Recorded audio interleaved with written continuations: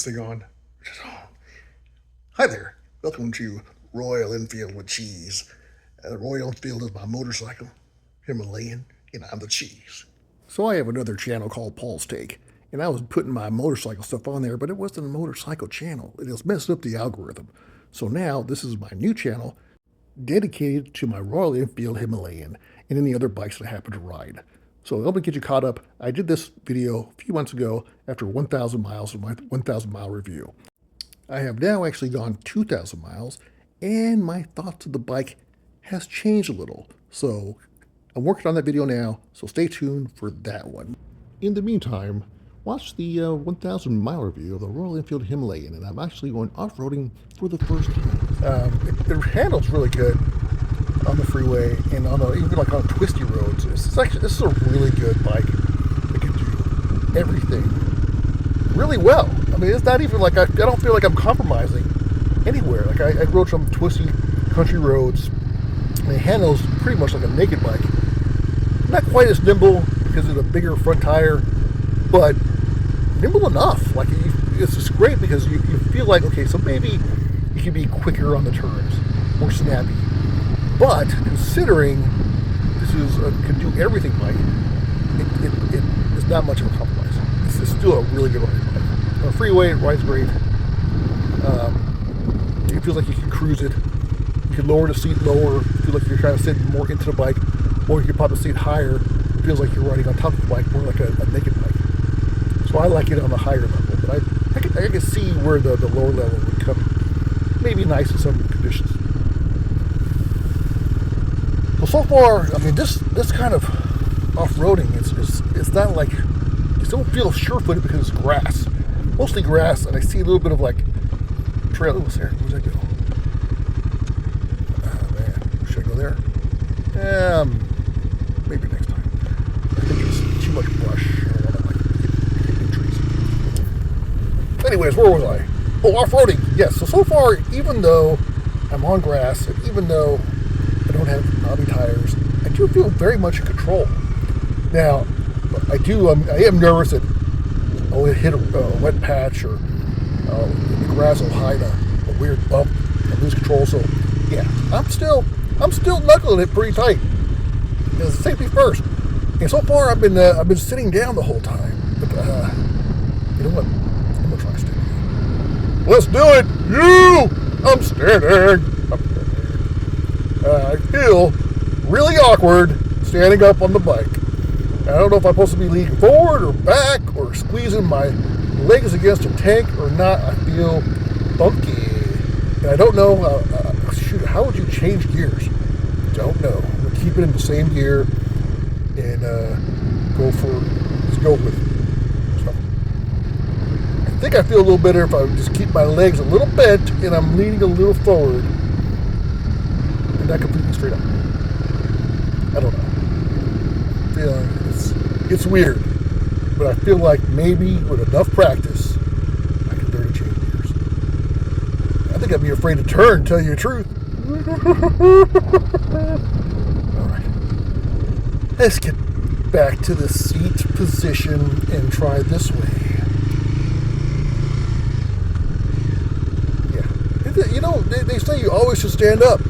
Always stand up. But I feel pretty comfortable sitting down too. I feel like I almost lost it. I almost lost it. But my amazing skills. Yeah, they're amazing. And this bike, it's mostly the bike, I think. It's making it easy. I think a lot of bikes would be difficult to go off-roading in this kind of extreme condition.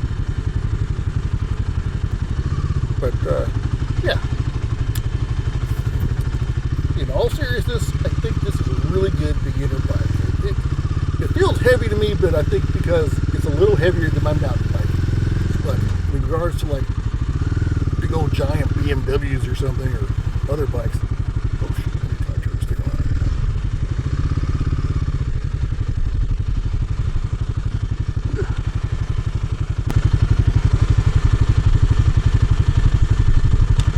Turn around, the struggle is real. Yeah. It's not even bad. Oh my God. Wow. That's interesting. Isn't that bad? And it's hard to back out. Oh, I stalled it. Can't believe it. I literally cannot move this bike just by sitting on this bike. And it is flat. It's not like it's on a hill either way. There's not much terrain. I just had to like put it in gear and just make a tight turn. I was lucky. I mean, I guess I know I could have got off the bike and pushed it or pivoted it off the kickstand. The bike is great. Yeah. It accelerates great too. By the way, there's two modes for the speed. There's like a econo mode and a sports mode. Econo mode, I would say, is almost what you expect a 450 Royal Enfield to feel like. But then you put it in that speed mode. Oh my goodness, sports mode. Sports mode. And this thing will surpass your expectations. It totally surpasses mine. This thing can go. And it feels fun fast. It's not like you don't feel like you're compromising. You're holding. I wish I had more power. No, it's a blast. It's a blast fun. So far, what I've done to it is really nothing. I haven't done anything to it. I got a seat cushion because the stock seat is not super comfortable. I say it's good for about 45 minutes. After that, not so comfortable. I got the seat cushion on Amazon for like $30 or so, and it works really well, much more comfortable. So now it's good for an adventure that I have not gone on yet. And besides that, what else? Any other issues? It's got plenty of power for the freeway. I mean, top speed on the is 95 miles an hour. And I do that on a closed course, of course, not on public highways, but it's still 95. It'll go to 80 without any hesitation. Then it'll slowly get up to like 95. And it handles pretty well. It's not like, super aerodynamic or anything. So when you're doing like 80, it feels like you're going really fast, but it definitely has the power to do it.